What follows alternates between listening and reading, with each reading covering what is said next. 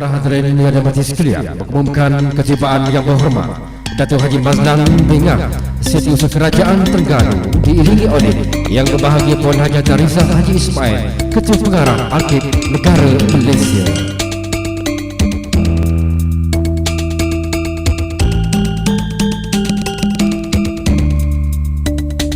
Assalamualaikum warahmatullahi wabarakatuh. Salam sejahtera, salam satu Malaysia, salam satu Terengganu. Bismillahirrahmanirrahim. Alhamdulillahirabbil alamin wa bihi nasta'in. Yang berhormat Datuk Haji Mazlan Bengah, Setiausaha Kerajaan Terengganu. Yang berbahagia Puan Haji Tarizah Haji Ismail, Ketua Pengarah Arkib Negara Malaysia. Yang berbahagia Encik Gulam Sahir bin Mubarak Ali, Pengarah Institut Pendidikan Guru Kampus Datuk Razali Ismail, Kuala Terengganu. Yang berbahagia Tuan Haji Muhammad Nasir bin Ismail, Pengarah Arkib Negeri Terengganu. Yang berbahagia Profesor Emeritus Datuk Dr. Nik Hassan Suhaimi bin Nik Abdul Rahman, Fellow Penyelidik Utama Institut Alam dan Tamadun Melayu ATMA, Universiti Kebangsaan Malaysia. Yang berbahagia Tuan Haji Muhammad Yusof bin Abdullah, Pengarah Muzium Negeri Terengganu. Yang berbahagia Dr. Hamdan bin Aziz, Pensyarah Universiti Malaysia Terengganu UMT. Yang berbahagia Datuk-Datuk, Ketua-Ketua Jabatan, Divisi Jemputan, Guru-Guru, para pelajar, rakan-rakan media, tuan-tuan dan puan-puan seterusnya, hadirin dan hadirat yang dihormati lagi dikasihi sekalian. Sesungguhnya kehadrat Yang Maha Esa kita lafazkan kesyukuran di atas sifat-sifat kebesarannya. Kita dapat bersama-sama hadir pada majlis perasmian polemik sejarah Malaysia sesi ke-29 Anjuran Arkib Negara Malaysia. Hadirin sekalian, untuk meneruskan acara majlis kita pada pagi ini, saya persilakan yang bahagia ahli panel kita, iaitu saya persilakan yang bahagia Profesor Emeritus Datuk Dr. Nik Hassan Suhaimi bin Nik Abdul Rahman, Fellow Penyelidik Utama Institut Alam dan Tamadun Melayu ATMA, Universiti Kebangsaan Malaysia. Kepada kita yang kedua, persilakan yang bahagia Tuan Haji Muhammad Yusof bin Abdullah, Pengarah Lembaga Muzium Negeri Terengganu, untuk naik ke pentas bagi memulakan sesi pembentangan. Dan pembentangan kertas kita akan dipeneruskan oleh yang berbahagia Dr. Hamdan bin Aziz dari Universiti Malaysia Terengganu. Dengan segala hormatnya, dipersilakan pentas untuk mengambil tempat. Assalamualaikum warahmatullahi wabarakatuh dan salam sejahtera. Selamat datang ke majlis polemik sejarah Terengganu. Bersama saya pada pagi ini dua orang ahli panel. Yang pertama di sebelah kanan saya, Profesor Emeritus Datuk Nik Hassan Suhaimi bin Nik Abdul Rahman. Dan di sebelah kiri saya, Tuan Haji Muhammad Yusof bin Abdullah. Beliau merupakan pengarah Lembaga Muzium Negeri Terengganu. Sebelum kita memulakan sesi yang pertama, sesi pembentangan, kita akan memperkenalkan sedikit biodata. Yang pertama, Profesor Emeritus Datuk Nik Hassan Suhaimi bin Nik Abdul Rahman. Beliau sekarang ini merupakan Fellow Penyelidik Utama di Institut Alam Tamadun Melayu ATMA di Universiti Kebangsaan Malaysia. Beliau dilahirkan di negeri Kelantan. Profesor Datuk memperoleh ijazah PhD di University of London pada tahun 1981 dan bidang pengkhususan beliau ialah arkeologi dan kebudayaan Melayu. Beliau dianugerahkan Profesor Emeritus pada tahun 2009. Selain daripada itu, beliau mendapat beberapa anugerah seperti anugerah Fellow Kehormat bagi Persatuan Sejarah Malaysia. Sumbangan ini juga di atas anugerah ini di atas sumbangan Datuk. Beberapa jawatan lain seperti yang di-Ketua Ikatan Ahli-Ahli Arkeologi Malaysia sehingga kini, Ahli Majlis Persatuan Sejarah Malaysia, Ahli Majlis Profesor Negara, Ahli Jawatankuasa Kluster Sejarah dan Warisan, Editor Jurnal Arkeologi Malaysia, serta pernah memegang editor jurnal Malaysia dari segi sejarah. Beliau telah menulis lebih 150 artikel dalam berbagai bentuk jurnal di peringkat nasional dan antarabangsa, serta menghasilkan penerbitan buku lebih daripada 50 judul, pelbagai jenis judul berkaitan, khususnya yang berkaitan dengan arkeologi dan sejarah. Untuk makluman hadirin hadirat, kertas Prof. Datuk ini dikongsi bersama dengan Encik Rashid bin Hamad, iaitu Ketua Penolong Pengarah Bahagian Pameran dan Pendidikan Lembaga Muzium Negeri Terengganu. Tanpa melengahkan masa, saya mempersilakan Prof. Datuk untuk membentang kertas kerja yang bertajuk Sejarah Awal Terengganu. Dengan segala hormatnya dipersilakan. Bismillahirrahmanirrahim. Yang saya hormati pengurusi sesi, iaitu yang berbahagia Dr. Hamzan bin Aziz, dan juga kepada yang berusaha, Tuan Haji Muhammad Yusof Abdullah, iaitu yang pengarah Muzium Negeri Terengganu, dan kepada Puan Hajah Yatimah binti Rimun, pengarah bahagian pengurusan penyidikan dan dokumentasi Arkib Negara Malaysia, yang menjadi ahli jawatan kuasa penyelaras, dan kepada pengarah Arkib Negara Malaysia Cawangan Negeri Terengganu, iaitu Tuan Haji Nasir bin Haji Ismail, dan semua yang hadir pada hari ini. Wassalamualaikum warahmatullahi taala wabarakatuh. Kertas kerja saya ini sebenarnya adalah hasil penyelidikan yang didanakan oleh Kerajaan Negeri Terengganu. Penyelidikan ini dah lama dibuat dan berterusan sehingga kepada tahun ini.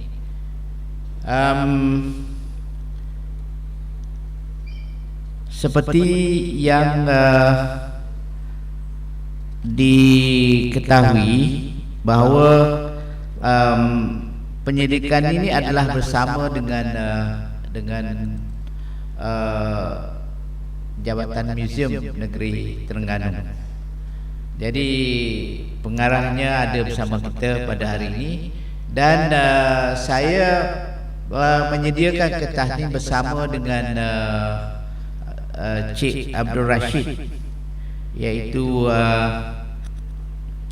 Ketua Penolong Pengarah Pameran dan Pendidikan Lembaga Muzium Negeri Terengganu, dan beliau saya kira ada bersama kita pada hari ini. Jadi dengan tidak melengahkan masa, saya teruskan perbentangan saya pada pagi ini. Fokus saya kepada zaman prasejarah di Terengganu. Kalau kita tahu bahawa nama Terengganu ni datangnya daripada banyak andaian. Satunya ialah Taring Anu, yang keduanya terangnya Ganu, kemudian pecahan Sungai Terenggan. Kemudian di Terengganu sejarah awalnya bermula sejak 16,000 tahun dahulu, iaitu zaman Hua bin Hien. Kalau mengikut terminologi ataupun ungkapan ahli-ahli arkeologi. Kalau kita tahu bahawa zaman prasejarah ini amat panjang. Kalau berbandingkan dengan zaman sejarah. Kalau zaman sejarah ini, kita mulakan sejarah kita dengan pembentukan kerajaan Melayu Melaka. Dan itu pun sekarang timbul kontroversi, iaitu ada yang mengatakan Melaka itu ditubuhkan pada tahun 1262. Tapi kalau mengikut buku sejarah, permulaan Melaka itu adalah pada tahun 1400. So masih lagi walaupun kerajaan Melaka telah menerima tarikh 1262, tetapi umumnya masih lagi mempertikaikan bila sebenarnya Melaka ditubuhkan. Jadi kalaulah prasejarah itu panjang, kenapa kita mulakan sejarah kita daripada Melaka sahaja? Itu salah satu daripada faktor yang menyebabkan ramai masyarakat pada hari ini mempertikaikan hak penduduk asal di sini. Bagi saya, kalau kita memahami sejarah, kita tidak akan banyak soal tentang kedudukan yang diberikan kepada penduduk asal di negeri ini. Bagi saya, penduduk asal di sini ini tak senang diterima oleh kebanyakan masyarakat. Tapi bagi saya, ini adalah hakikat, perkara yang sebenar. Penduduk asal di sini bukannya orang asli, tetapi penduduk asalnya adalah orang Melayu dan orang asli. Itu pada hasil daripada penyelidikan saya. Yang membezakan di antara orang Melayu dan orang asli itu ialah dari segi kemajuan. Dari segi kemajuan, yang maju adalah yang tinggal di kawasan pesisir. Yang kurang maju, yang lari daripada kemajuan. Itu yang membezakan di antara orang asli dan orang Melayu. Itu adalah hakikatnya. Tapi ada orang yang tak senang bila saya katakan kita ni adalah sepupu dengan orang asli. Ramai yang tak senang dengan pendapat itu. Tapi bagi saya itu adalah hakikatnya. Dan juga pada waktu ini saya mengkaji tentang asal usul orang Melayu. Asal usul orang Melayu. Kalau waktu saya belajar dulu di sekolah ke ataupun di universiti ke, saya didedahkan dengan satu pendapat yang dikemukakan oleh Heingelden yang mengatakan bahawa kita ni berasal daripada utara, dan sampai ke selatan. Tapi bagi saya pendapat itu salah. Dan kita ini berasal daripada dua makhluk asal, iaitu Adam dan Hawa. Dan Adam dan Hawa itu di mana tempatnya yang diturunkan oleh Allah Subhanahu wa taala ke dunia ini. So bagi saya, ia adalah di utara Afrika. Utara Afrika termasuklah juga Timur Tengah, kawasan Timur Tengah. Itu kemungkinan. Dan kalau kita lihat sejarah kita, sejarah muka bumi kita, semenjak daripada dulu sentiasa berlaku perubahan cuaca. Pada hari ini pun kita berhadapan dengan perubahan cuaca. Ada cuaca panas dan ada cuaca sejuk. Tapi kalau cuaca sejuk itu adalah zaman air batu ataupun zaman Pleistosen. Itu yang akhirnya lah. Dan kalau zaman air batu itu, muka bumi ini lebih luas daripada apa yang kita tahu pada hari ini. Jadi bermakna kalau daripada utara Afrika itu ataupun daripada Timur Tengah, mereka boleh berjalan, tetapi mengambil masa beratus-ratus tahun. Tak boleh sampai dalam masa satu malam ataupun satu hari, tapi mengambil masa beberapa ratus tahun, beberapa generasi, barulah sampai ke Asia, kawasan Asia Tenggara ini. Apa sebab mereka datang ke Asia Tenggara? Ini adalah kerana cuaca sejuk di kawasan-kawasan yang mereka diami. Mereka mencari tempat yang lebih panas. Jadi tempat yang lebih panas adalah di kawasan Asia Tenggara. Dan bagi saya juga, satu lagi istilah ialah tentang alam layu. Alam layu itu dari mana ke mana? Bagi saya adalah daripada selatan Afrika sampai ke Lautan Pasifik. Lautan Pasifik itu adalah alam layu. Dan mereka yang tinggal dalam alam layu ini berbeza daripada segi bahasa sahaja, percakapan sahaja, logat cakapan.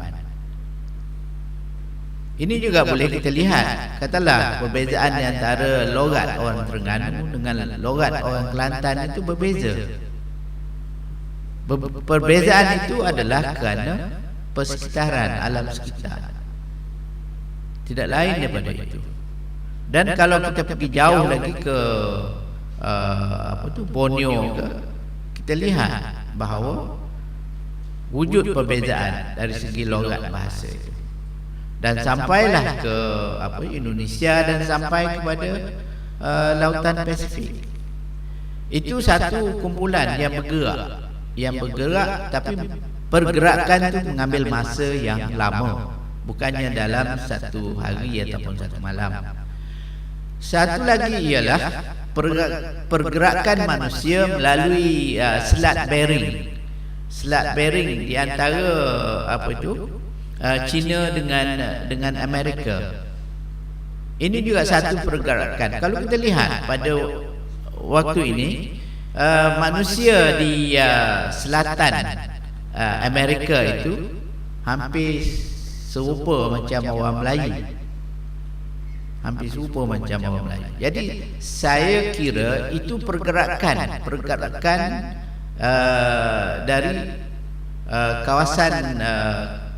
kawasan utara itu memasuki ke Amerika dan terus kepada membentuk tamadun Maya dan Aztec di Amerika Selatan. Itu juga adalah satu lagi kumpulan, satu lagi pergerakan manusia. Dan waktu yang boleh kita katakan permulaan pergerakan manusia itu adalah apabila manusia tahu mencipta kenderaan air. Dan kita tahu salah seorang daripada pakar tentang kenderaan air ini ialah Tuan Haji Muhammad Yusuf Abdullah dari Jabatan Museum dan Terengganu, kerana beliau telah mengilhamkan pertunjukan perahu-perahu besar yang dibina di Terengganu di kawasan museumnya. So saya kira permulaan manusia boleh mencipta perahu adalah zaman logam sahaja. Permulaannya daripada zaman logam. Jadi mustahil pergerakan manusia zaman lebih awal daripada itu, kerana manusia menggunakan alat ataupun teknologi batu. Jadi tak mungkin mereka ini dapat menciptakan perahu layar dengan menggunakan teknologi ataupun alat batu. Jadi itu adalah antara pandangan-pandangan yang saya dapat hasil daripada penyelidikan. Dan di Terengganu ini manusia yang terawalnya adalah lebih kurang 16,000 tahun dahulu. Dan ini lebih tua bagi saya,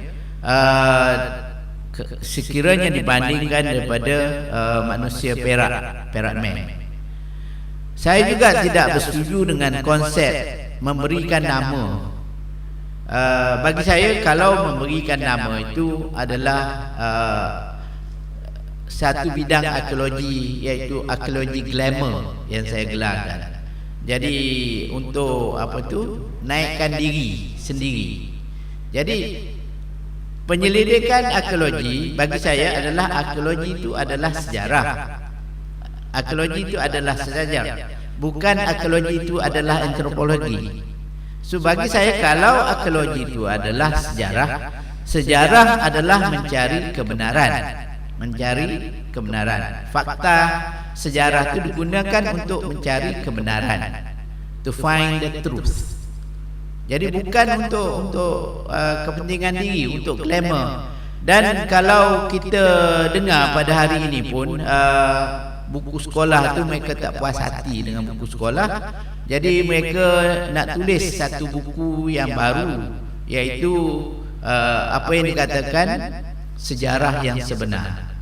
Tapi adakah sejarah yang mereka akan tulis itu adalah berdasarkan pada sejarah yang sebenar?